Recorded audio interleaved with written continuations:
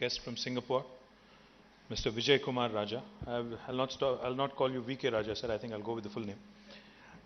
Honorable Justice Lau Nageshwara Garu, Honorable Justice R.V. Ravindran ji, Honorable Chief Justice Telangana Shri Ujjwal Bhuyan ji, Honorable former Chief Justice Telangana Shri Chauhan ji, Honorable Judges, members of the legal fraternity, members of trade and industry associations, members of press and electronic media, distinguished invitees, ladies and gentlemen, and of course our host for the day, Mr. Tariq Khan, and the entire team of International Arbitration and Mediation Center, Hyderabad.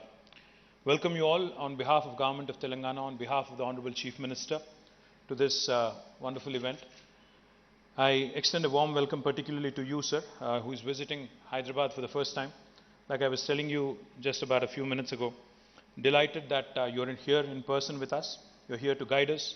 You're here to help our fledgling outfit here, taking the baby steps and becoming a toddler and then eventually becoming an adult at some point and competing with your country, Singapore, hopefully at some point again. We look forward to the fireside chat. We look forward to guidance. We look forward to your advice. Our Honorable Chief Minister, KTR Garu, he always tells us one specific thing when it comes to industrial clearances and industrial requests. He says it's not just the ease of doing business that's important. Ease of doing business, of course, is important. It has several components, several layers. He says besides ease of doing business, if India really has to compete with the best in the world, two other things also come into play. Cost of doing business and quality of doing business.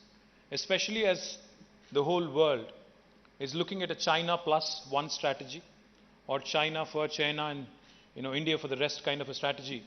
I think it's imperative we bring in reforms, long-lasting reforms, in terms of ensuring that even dispute redressals are addressed in a very time-bound manner.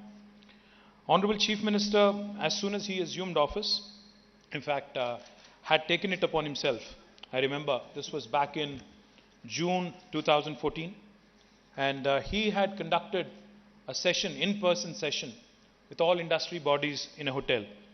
He had conducted a very detailed meeting with a number of industry associations. The meeting lasted almost for 8 hours.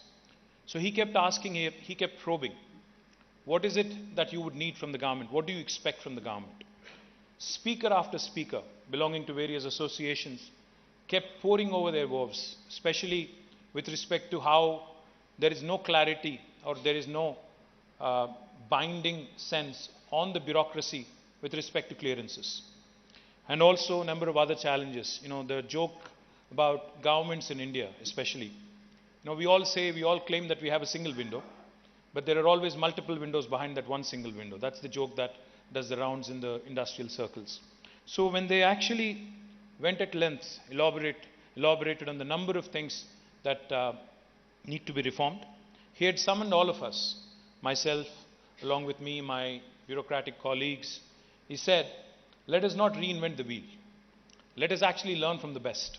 So where is the best industrial policy in the world? So we said, possibly Singapore. So in fact, he led a delegation of officers, he led a delegation of ministers for 4 days to Singapore. And this was in August or September 2014. We went there, we actually visited the Economic Development Board. We spent a number of, we had a number of meetings with the local industry associations, got a lot of direct feedback. He said something very interesting. He said, don't reinvent the wheel. Just pick up the best elements of Singapore's industrial policy. Maybe also look at a few other policies, possibly some Scandinavian countries, possibly even some Southeast Asian nations, which are more relevant to the Indian context, and then come out with our own policy. As a result, in October 2014, the first piece of legislation that was enacted by Government of Telangana was actually delivered in October 2014, and this was called the TS I-Pass. The TS I-Pass, as the name suggests, literally is an equivalent of an easy pass on a highway toll. TS I-Pass stands for Telangana State Industrial Project Approval Self-Certification System. We wanted to make it extremely easy, and we actually wanted to confer a right on the investor in terms of how education is a right for a citizen in terms of how, there are several other right to information, etc. We wanted to confer upon the investor the right to self-certification, right to self-clearance, self-assessment. Now, this might sound a bit far-fetched, but let me tell you quickly. The three salient features of TSI Pass in the last 8.5 years of working as Minister for Industry, Minister for Information Technology in two governments, I can tell you with experience and authority that this has truly worked. Because under TSI Pass, out of the three salient features, the first piece, for instance, if somebody wanted to come over from Singapore and wanted to start their factory in Telangana, or wanted to enter India using Telangana as a gateway, you actually don't need a clearance from the government. You do not need any clearance from the government. You can hit the ground running.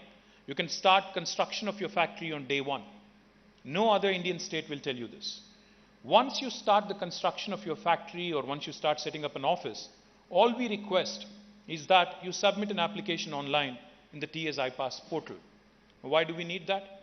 For compliance purposes, for regulatory reasons, we need to know what kind of business you are engaged in, what kind of employment you would be creating, what kind of investment are you going to be putting in, and of course, any concerns with respect to pollution and any other matters relating to compliance.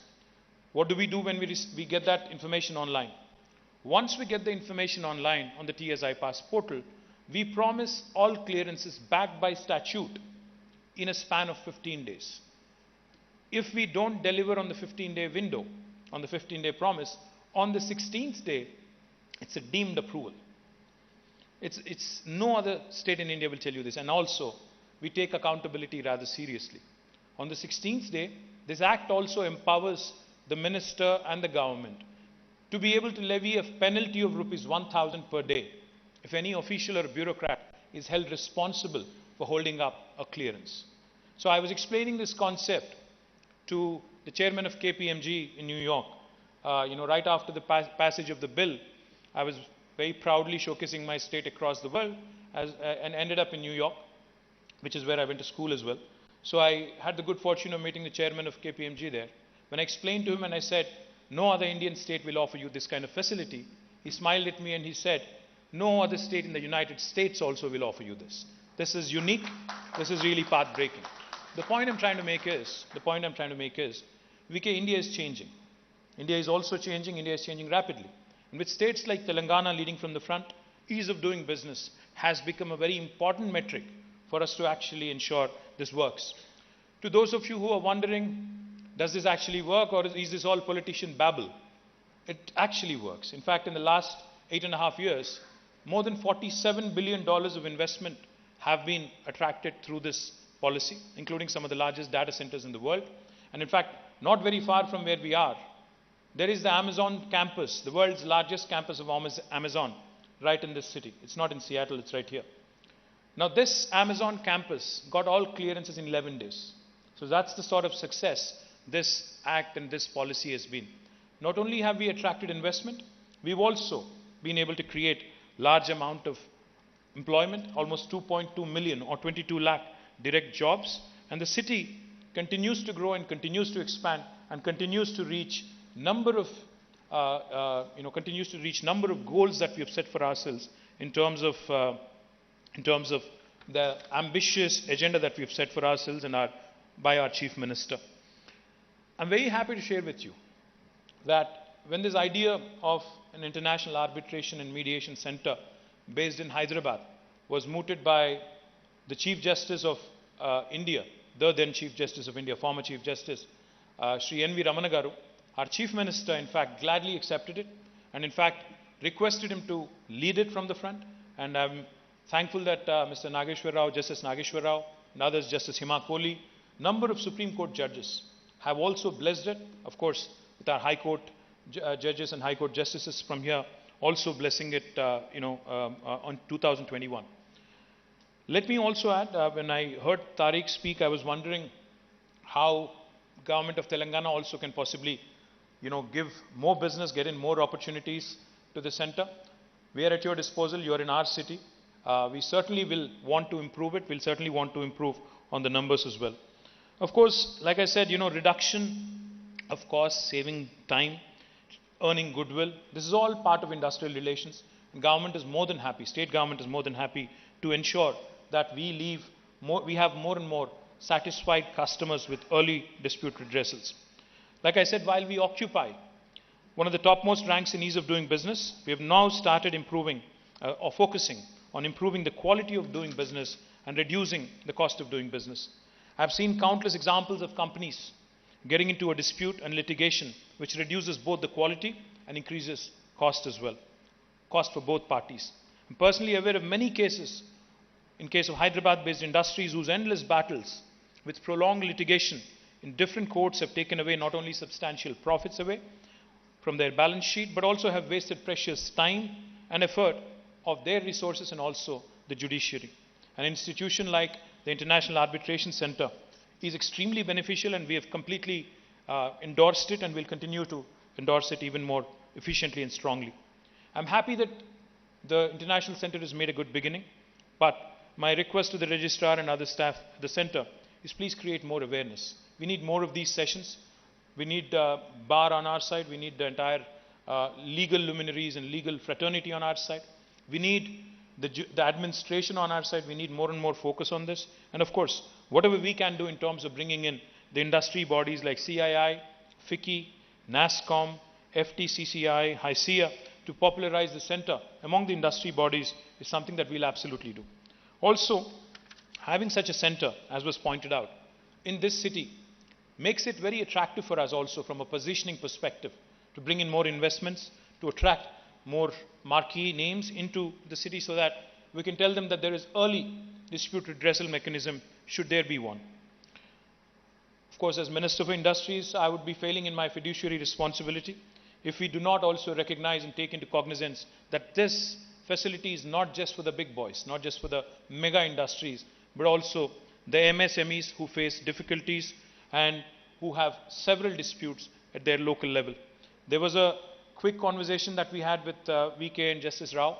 They were kind enough to suggest, I know some things which are within the purview of the state government. I'm happy to continue the conversation, sir, and take it to a logical conclusion. Let me also add that there is a provision from the state side in the National MSME Act to set up a facilitation council to help the MSMEs. And I'm happy to share that in our state, besides having one facilitation council in Hyderabad, we have also created decentralized councils at places like Warangal, Karimnagar and Nizamabad. However, I come across frequent instances of litigation getting prolonged even in the facilitation councils, and I'll make a sincere effort along with our law minister to align the functioning of these councils along with the International Arbitration and Mediation Center and ensure an alternate dispute redressal mechanism is tried out even for MSMEs. Once again, this is a laudable initiative, has made a good beginning from what Tariq just told us, but I think it needs the endorsement, the unstinted support, continuous guidance and mentorship of all the judges and of all the legal minds, legal luminaries in this room today. Once again, thank you very much for this opportunity. Thank you. Good night.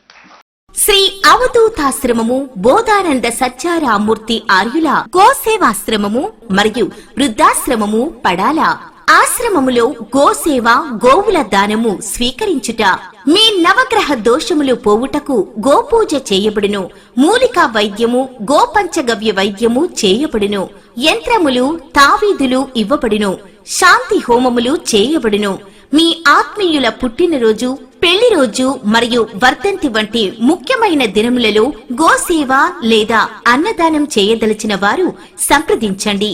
మా వృద్ధాశ్రమంలో ఖాళీలు కలవు. చేరదలిచిన వారు సంప్రదించండి. శ్రీ శ్రీ శ్రీ స్వామి బోధానందగిరి శ్రీ అవధూతాశ్రమము అయ్యప్ప స్వామి గుడి దగ్గర Padala Tadepalligudem 2. Cell numbers 7981356374 96180 34138.